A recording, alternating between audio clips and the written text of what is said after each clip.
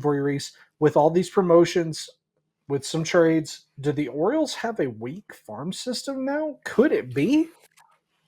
They do have a weaker farm system. We're so used to them being at the top. I mean, I've made the joke on social media that Mike Elias is very concerned about having the number one farm system in baseball. Now they're not in contention for that. They're still a middle of the pack, sort of 10 to 20 prospect, like, collection of prospects.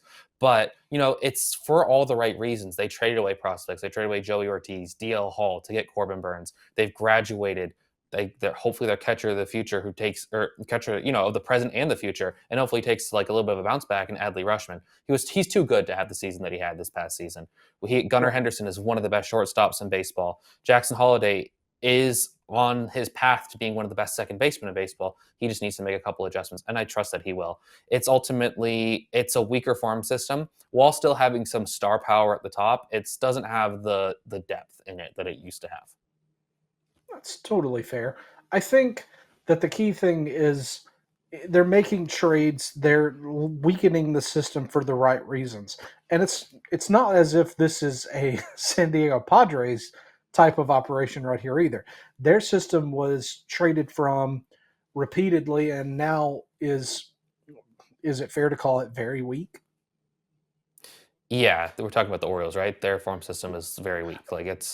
Yeah, the Or the Padres though Padres. specifically, their system is weaker than the Orioles, and so the Orioles have at least some of that upper level buoyancy that other orgs would probably still be really happy to have, right? Oh yeah, the Padres are the ultimate like pump and dump sort of scheme going on with their prospects, right? Like they develop them and then they trade them, which is ultimately good teams do that. Like AJ Preller Sure. and Padres, for example, and not to talk too much about the Padres, 'cause we're here to talk about the Orioles, but they are one of the best at trading in the entire game. They do a really good job of that, and I think that's one of the things that the Orioles need to focus on is they need to be more aggressive trading this prospect capital because we are starting to Yeah. see it is very hard to break into that lineup. I mean, one of the top prospects in the system, Kobe Mayo, could not he was hitting otherworldly in AAA. Like it was like, when is this guy going to come up? And then Ryan O'Hearn's keeping him out. And no shots at Ryan O'Hearn. He has had a great season for Ryan O'Hearn, right? But Right.